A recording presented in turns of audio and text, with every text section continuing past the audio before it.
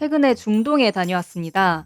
중동의 신비로움을 느껴보고 싶다는 희망은 원피스 속 가상의 국가 알라바스타를 접하면서부터가 아닐까 하는데요.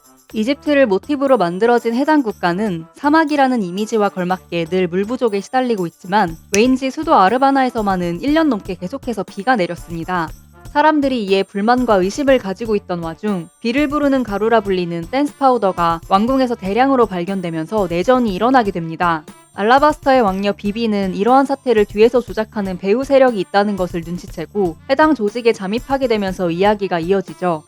제가 방문했던 나라는 드넓은 사막에 세워진 도시라는 막연한 이미지와는 사뭇 다르게 높은 건물과 푸른 식물들로 이루어진 미래적인 이미지에 한층 가까웠습니다. 산유국의 부가 확실하게 느껴지는 나라라고나 할까요?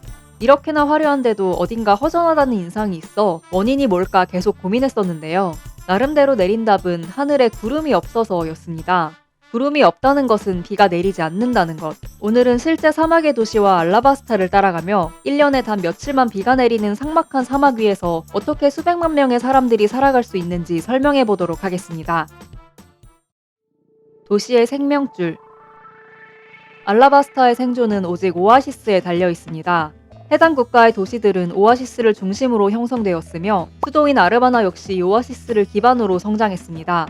낮에는 매우 뜨겁고 밤에는 급격히 추워지는 일교차에 사막항이라 부르는 모래폭풍이 자주 발생하며 이동을 방해하고 생활에 큰 불편을 주었죠. 이런 극한의 환경에서 오아시스까지 마르면서 마을들이 잇따라 몰락하게 됩니다. 인공적으로 비를 내리려던 시도가 없었던 것은 아니었습니다.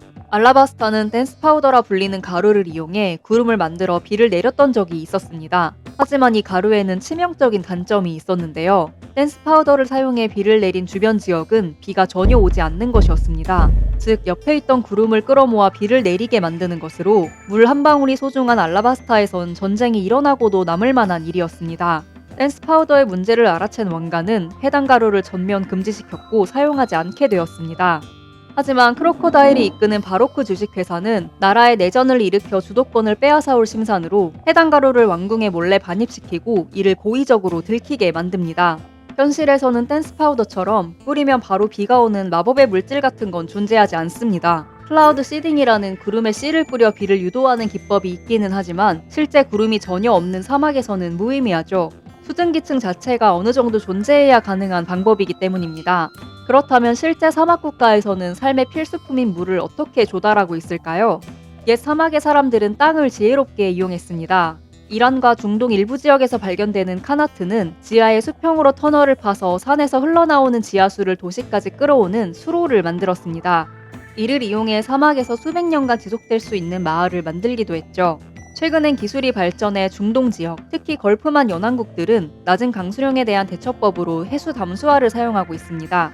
이는 바닷물을 마실 수 있는 물로 바꾸는 것으로 방법에는 여러 가지가 있지만 최근에는 역삼투법을 이용하는 기술을 주로 사용합니다. 바닷물에 높은 압력을 가해 염분과 불순물을 제외한 물만 투과시키는 방법입니다.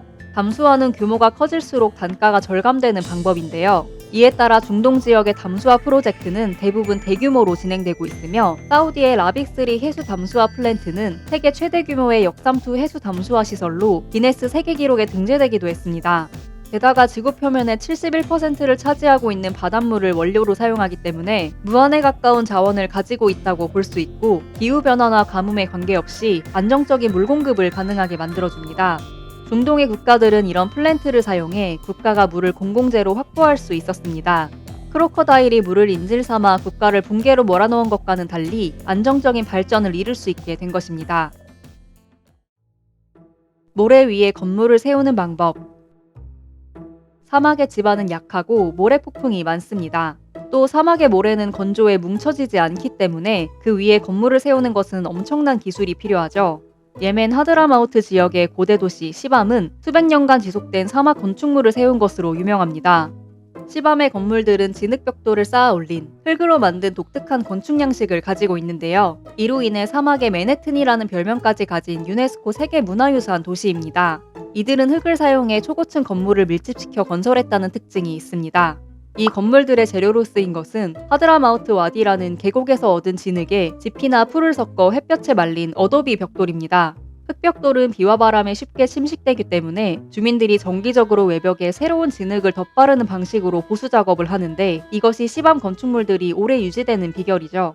또 건물의 벽이 층이 올라갈수록 두께가 얇게 설계되어 사다리꼴 모양을 하고 있는 걸 볼 수 있는데요. 이는 하층부에 가해지는 하중을 줄이고 무게중심을 안정화해 단단함과 안정성을 높이는 역할을 합니다. 현대에는 시밤의 교과서적인 건축에 공학적 설계 기술이 추가되어 더 높고 현대적인 건축물을 지을 수 있게 되었습니다. 중동에 존재하는 초고층 빌딩들은 안반층까지 수백 개의 말뚝을 박아놓는 것으로 깊고 튼튼한 지반을 확보하는 방법을 사용합니다. 건물의 평면을 Y자로 만드는 등 하중을 단단하게 하는 방법 역시 계속 이어지고 있죠. 또한 사막의 강한 바람과 모래폭풍을 견디기 위해 특수하게 설계된 외장재인 초강도 콘크리트나 건물을 나선형으로 만드는 등 공기 역학적 디자인 역시 적용되어 있습니다. 이런 수직적 확장뿐만 아니라 수평적 확장도 사막에서는 쉽지 않은데요. 이들은 사막의 척박한 땅 대신 막대한 자본과 기술로 바다 위에 인공섬을 만드는 방법을 택했습니다. 해안선을 인위적으로 늘려 관광이나 주거 공간을 확보하려는 것입니다. 이와는 조금 다르게 오아시스 주변에 지어진 알라바스타의 아르바나 왕궁은 고지대에 위치하며 왕족의 권위와 방어에 초점을 맞춘 건축물입니다. 왕궁 근처에는 장제전이라 불리는 왕가의 무덤이 존재하는데요. 이곳은 특이하게도 작은 기둥 하나만 빼도 전체가 무너지는 불안정한 설계를 하고 있습니다. 이는 키스톤 형식을 가져온 것으로 보입니다. 키스톤은 아치 형태를 만들 때 가장 위쪽 중앙에 쐐기 모양으로 박혀있는 마지막 돌을 말하는 것으로 종석이라고도 불립니다. 키스톤이 양쪽 돌들을 꽉 조여주고 위에서 내려오는 하중을 옆으로 분산시켜 압축시키는 힘으로 바꿔줍니다. 이 덕분에 시멘트 등의 접착제 없이 건물이 자체적으로 서 있을 수 있게 해주지만 극한의 환경을 가진 사막에서는 굳이 택할 이유가 없는 방법인데요. 알라바스타가 굳이 이런 양식으로 건물을 지은 것은 장제전에 보존하고 있는 포네그리프의 비밀을 지키기 위한 것으로 보입니다. 포네그리프는 파괴될 수 없는 돌 위에 새겨진 고대 기록으로 알라바스타의 네펠타리 왕가는 대대로 이 정보가 악당이나 세계정부에 의해 악용되어 질서를 무너뜨리는 것을 막기 위해 철저하게 지켜왔습니다. 혹시라도 일이 잘못되어 위치가 들킬 위기에 놓이면 장제전의 키스톤을 뽑아 해당 건물 자체를 무너뜨리기 위해 이런 건축 양식을 택한 것입니다. 여담으로 알라바스타에서는 선인장 등 주로 사막하면 떠오를 만한 식물들이 평범하게 자라고 있는 반면 중동에서는 도시의 조경을 위해 전 세계에서 다양한 식물과 모래를 수입해 건축물과 함께 심고 있는데요. 사막인데 왜 모래를 수입하지? 라는 의문이 들 수 있지만 앞서 설명한 것처럼 사막의 모래는 입자가 고와 물을 주면 너무 빨리 아래로 흘려보내기 때문에 식물이 잘 자랄 수 있는 단단하고 영양분이 있는 모래와 흙을 수입합니다. 또 점적 관계 시스템이라는 것도 사용하는데요. 비가 오지 않기 때문에 각 식물의 뿌리 부분으로 이어지는 얇은 호스를 길게 연결해 필요할 때마다 정해진 양의 물을 자동으로 토양에 공급하는 방법입니다. 이 때문에 나무마다 호스가 연결되어 있는 특이한 모습을 볼 수 있습니다. 사막 도시의 생존 전략과 이면. 사막 도시의 경제를 지탱하고 있는 방식은 저마다 다르지만 알라바스타의 경우 오아시스 기반의 농업과 무역을 주로 했습니다. 나노아나라는 항구 도시를 통해 국내외 교육이 활발했죠. 또 레인베이스에서는 크로커다일이 카지노를 운영하면서 음지의 경제활동도 이어갔습니다. 땅이 넓기 때문에 교통수단 역시 중요했는데 초카루가모 부대라 불리는 흰뺨 검둥오리나 낙타, 바나나 악어, 사막 집게 등 사막을 빠르게 이동할 수 있는 동물들을 주요 이동수단으로 사용하고 있습니다. 참고로 흰뺨 검둥오리는 오리과에 속하는 물새로 사막에서는 살기 적합하지 않다고 하네요. 반면 중동의 국가들은 90% 정도가 이슬람 국가로 엄격한 이슬람 종교규율에 따라 도박이 금지되어 있습니다. 그 대신 막대한 자본력을 통해 초호화 관광산업에 투자했죠. 사막에서 스키를 탈 수 있는 실내 스키장이나 엄청난 규모의 쇼핑몰, F1과 같은 대형 국제 스포츠 이벤트 등 관광 상품을 개발하여 세계적인 관광업으로 경제를 이끌어갑니다. 또 석유 자원을 기반으로 자가용 중심의 교통이 발달했으며 최첨단 무인 자동화 메트로가 사막 위를 초고속으로 가로지르기도 합니다. 산유국의 휘발유 평균 가격은 25년 기준 리터당 약 900원으로 한국에 비해 2배 가까이 저렴한 걸 알 수 있는데요. 원유 생산 비용이 낮기 때문에 소비자들이 원가에 가깝게 휘발유를 구매할 수 있기 때문입니다. 물보다 기름이 싸다는 말이 오랫동안 통용되었죠. 이처럼 엄청난 부와 기술력으로 내가 지금 사막에 있는 게 맞나 싶을 정도로 발전된 모습을 보여주는 중동의 국가들이지만 이로 인한 반대급부도 존재합니다. 사막의 생존 비결인 담소화 기술은 바닷물에서 염분을 제거하는 과정에서 상당한 양의 에너지가 필요하기 때문에 운영 비용이 높으며 대규모 플랜트를 만들기 위한 초기 투자 비용 역시 엄청 높습니다. 환경적인 문제도 있는데요. 담수를 생산하면서 남은 염분이 2배 이상 농축된 폐수를 바다에 방류하게 되면서 인근 해역의 염도를 상승시키며 인공섬 건설과 더불어 자연적인 해류의 흐름을 방해하고 생태계에 악영향을 미칩니다. 냉방과 조명 등 도시를 유지하는 데 필요한 에너지는 화석연료에 의존하기 때문에 높은 탄소 발자국을 남기죠. 석유 자원에 너무 의존하기 때문에 유가 급락과 같은 상황이 발생하면 거품 경제가 꺼질 수 있다는 우려가 늘 존재합니다. 초호화 건물을 짓기 위해 이주 노동자들의 희생도 많았습니다. 이들은 낮은 임금과 열악한 거주 환경을 가지며 강제 노동 의혹도 끊임없이 제기되고 있죠. 서구화된 관광도시 이미지와 엄격한 이슬람 종교 규율 사이의 갈등 역시 무시할 수 없습니다. 알라바스타 역시 오아시스의 의존도가 너무 높으며 물이 메마르는 순간 국가 전체의 생존이 위협받습니다.